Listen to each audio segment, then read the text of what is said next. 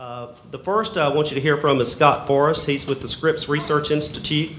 Scripps, Florida's decision to locate in Palm Beach County in 2003 was a catalyst for our state in its emergence as a life sciences hub. Scott is with the Scripps Office of Technology Development. And Scott, if you would, I'll ask that you'll stand and just make a few comments this morning. Sure. So first of all, thanks for the invitation. I appreciate the opportunity to stand and talk to you a little bit about what Scripps is up to in Florida and why in particular we're doing what we do in Florida. So really I wanted to spend maybe half a minute or a minute about talking just a little bit about what it is that I do and what it is that Scripps does that would lend itself to me coming and speaking in an economic development sort of capacity. So my job at Scripps is to head all the business development operations, and what that means in plain English is to negotiate corporate partnerships between Scripps and biotech or pharmaceutical companies, and or when we can't negotiate the right partnership, spin companies out of Scripps ourselves. So Scripps is a large private biomedical research institute. We aim to do transformative basic research, take those findings, and ultimately translate them into a project that has some clinical benefit. And the fun thing about doing that is projects that have clinical benefit end up lending themselves to making new companies, striking new deals, and having financial benefits as well.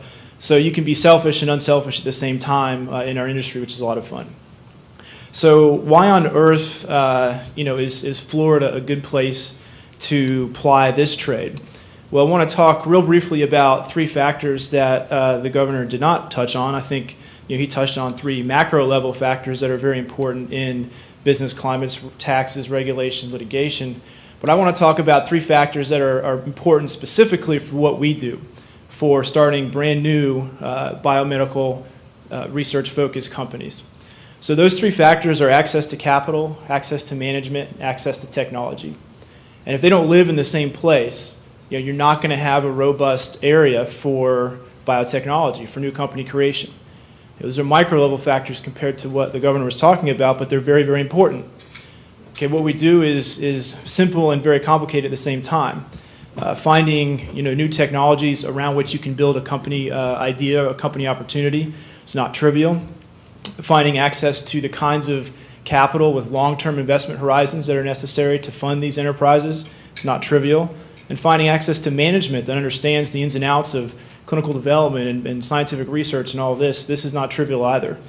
So you ask yourself, why would somebody be in Boston? It's not the taxes. Massachusetts is not famous for low corporate-friendly tax rates. The reason is you can extend your arm and turn in a circle and punch a CEO, a venture capitalist, and a National Academy of Sciences member in the face. And it's that sort of localization of all that talent that makes it very attractive, California as well. And what we started to see in Florida in the last few years, as a part of their very deliberate effort, you could tell, to build that part of the industry, is a similar critical mass happening in Florida. So I want to tell you an anecdote that maybe can illustrate what I'm talking about when I say these three things are starting to be localized in Florida. And the anecdote revolves around a company that we do business with called Envoy Therapeutics. The company itself was founded based on some very interesting technology out of Rockefeller, so a private biomedical research institute in New York City, from Nat Heinz's lab. Nat's a Nobel Prize candidate and has a very interesting technology for identifying new targets in the central nervous system that affect Parkinson's, schizophrenia, these kinds of disorders.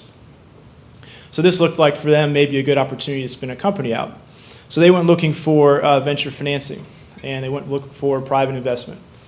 And lo and behold, a venture fund in the Bay area that we do a lot of business with, 5AM Ventures, was interested in putting some money into the opportunity. So they got together and they looked and they said, well, where do we want to put this business? Traditionally that business would be in Silicon Valley by the investors, or it would be in New York City by the technology. And in this particular case, they chose Jupiter, Florida, because you're starting to have that critical mass develop there where these three things, capital and management and technology, overlap. And it was important to them to be in Jupiter because a couple of the key members of company management were familiar with Florida, wanted to locate in Florida. Brad Margus in particular, a CEO who still has a 650 Bay Area code on his cell phone, but wanted to move to Florida for the climate and the environment. the tax environment that is. And so, they chose to locate there. They had access to management. Capital would travel to Florida because there are so many other interesting research projects going on that these investors, they wanted to keep their ear on the ground in Florida and see, what other interesting projects were going on.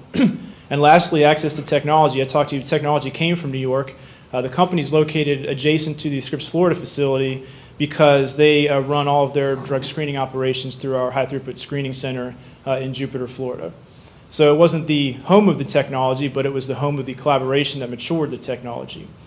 And since then, Envoy has gone on to do big pharma partnerships with Merck and with Takeda, doing quite well. They're growing rapidly. And so it's a nice little success story that I would not have been able to tell you 10, maybe even 5 years ago about a Northeastern technology and a Bay Area investor setting up shop in Jupiter, Florida. So I think it's a very telling anecdote, and it sort of drives home the three factors that, in my world, matter a lot: access to technology, access to capital, and access to experience management. And we're starting to see that now in Florida, where I think 5 or 10 years ago, I could not really stand up and say that. So that's my anecdote.